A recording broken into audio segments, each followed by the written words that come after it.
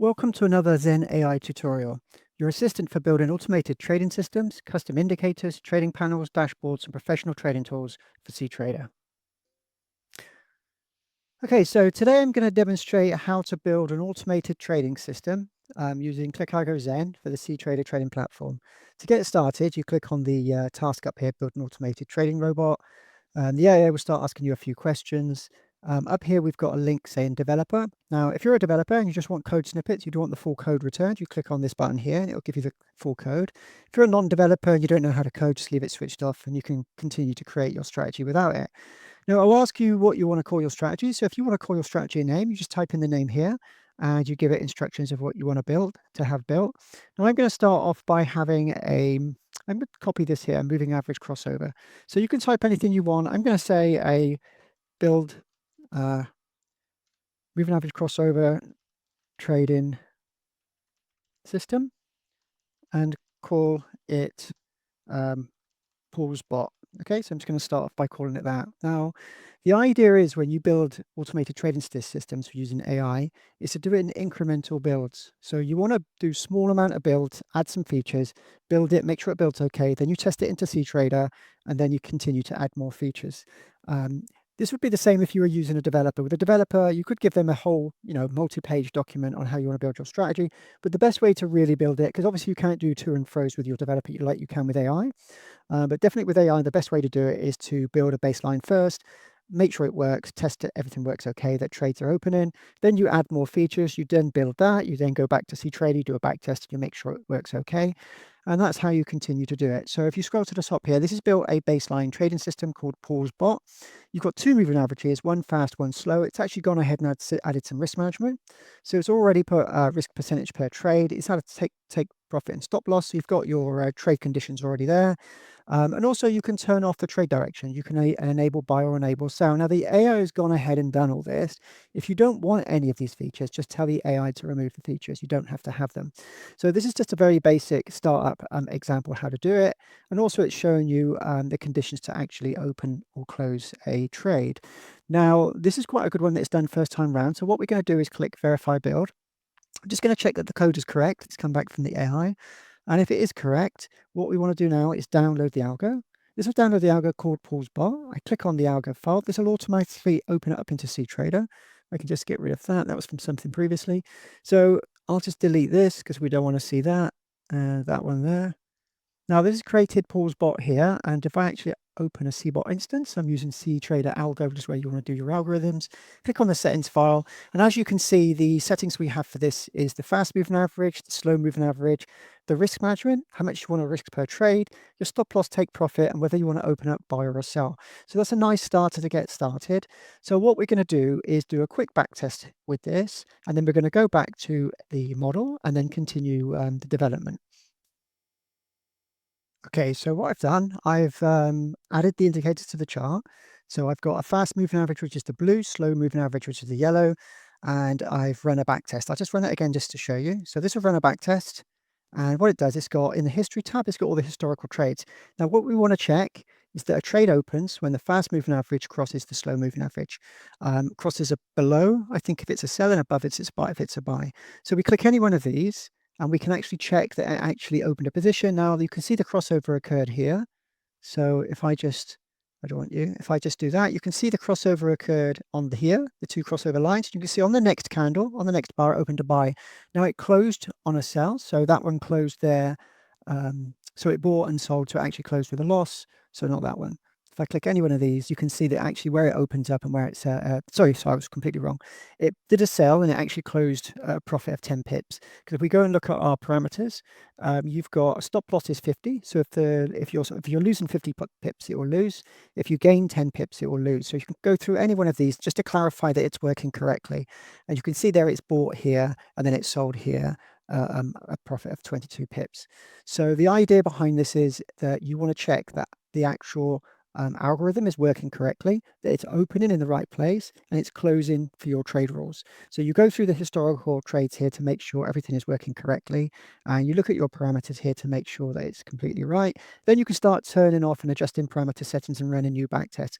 Once you're happy that this is working correctly, you go back to your AI, So what I'm going to do is go back to your AI, and I'm actually going to save this project so I can come back to it later. So it might be a project that you're working on over a long period of time, and you don't want to lose the work that you're working on, because there is, after so many hours, you will get timed out on the platform and you might lose your work. So what we want to do now is go to projects, and I'm going to put pause project. Okay. I'm going to put baseline build, and I'm going to save that. Now that's saved it for a later date. So if, for example, I cleared this, or you close down Zen and you come back to it a day or two later and you want to continue working on that project, you just go to your projects, click on the project icon here, then you can go straight into your code and carry on working on it. So if I was to add new features, if I wanted new features, I could also ask the AI, what additional features can I add? Now, you can talk to the AI and actually ask it questions about what you can add to it or what you want to do with it, and it will come back with some suggestions for what you want to do. I'm going to pick something very basic just to do another example. So there's lots of different things in here. Now, the idea is, as I mentioned previously, do not try and put too much in one go. Then you might get a lot of junk coming out. It's best to build it in incremental steps. Like I said, you build, you test, and you build. You go to cTrader, you check the functionality works. So every time you do this and you save the project into the projects folder up here, you know that it works. You've done your back testing, you know it works before you start the next one. So if you do end up having some code or your algorithm which is completely out of sync of what you want, you can always roll back to the previous one and continue. So I'm going to go ahead and add something like trailing stop loss. I don't think we have a trailing stop loss. So I'm going to go ahead and add that. It's a very simple one. Okay, so I'm going to add the next feature now. Now that'll go away and add a trailing stop loss. And then what you do is the same again. You first of all, you build the code, make sure it builds okay, there's no errors. And then if there are errors, you can actually fix it through this interface. There is a fix errors button. You can press it and it will actually fix it for you. So once it go ahead and builds the algo, you can then go back to cTrader and you can test the trailing stop. Now, if you don't have enough experience testing automated trading systems using cTrader algo, you will need to learn how to do it. You will need to learn how to do back testing, how to do testing, and hopefully we'll do some more videos soon to show you how to do all of that. So it's gone ahead and added two new parameters, trailing stop pips and activate trailing stop. So if I scroll to the parameters, you can see that it's added them here. Trade levels, you've got both of those. There is trailing stop pips and activate trailing stop. So this is a basic trailing stop where after so many pips it gets activated and then it trails behind the price. This is a good way of locking in your profits as you go along. So I'll go ahead and verify the build. Now again, if you want to go into cTrader and you know a bit about coding, you can just copy the code. Go into cTrader, create a new cBot, paste the code in, build it, and you can carry on doing it from there. So I'm going to click download algo file. That's created one which is pausebot.1 because I didn't delete the old one. I don't want to start that. Now if I go and add an instance, I'll just remove this one. If I go ahead and add an instance for this one, you'll see that my parameters now are expanding. I've got your moving averages, I've got the risk per trade, I've got the trade levels for stop loss pips and take profit, trade direction if you want to turn them on or off, so you can only have buy trades or sell trades, and the trailing stop parameters are here. You do the same thing again, you go to back test, you run a back test, and you actually make sure that the logic you have works correctly.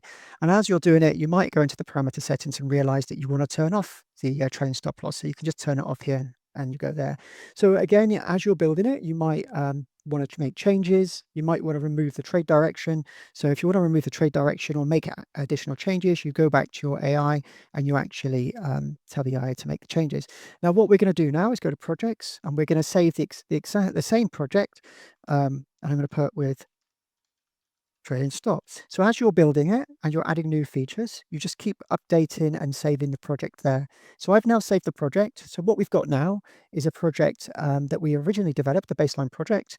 And if I go to pause project, it's the baseline project plus the trailing stop loss. So as you can see, if you've got a very large strategy that you want developed, you can do it using Zen in incremental steps, saving the projects as you go along, back testing and testing them in cTrader. Now, this is the most effective way to build automated trading systems using AI. It's even if you're using a developer, it's very difficult to actually throw everything at one, an AI model and just say, build this. It might get some of it right, but it might have so many bugs, it will take much longer to build and get it working how you want. The correct way of doing it is to build it in incremental steps. Start with the basics, start adding features, and as you go along. And you also need to have a strategy as well. You need to have a strategy that you know how it works, how the algorithm's going to work, and then you can start talking to the model, the AI model, and start telling it what you want to do. I hope that you found this video useful. We're going to do more videos to help people build automated trading systems in the future. I'm trying to get these videos out as quick as possible. But the whole idea is to make it as easy as possible for you to actually build automated trading systems for very low cost, pounds or pennies really. So that's it. If you like the video, please give me a thumbs up. Thank you very much.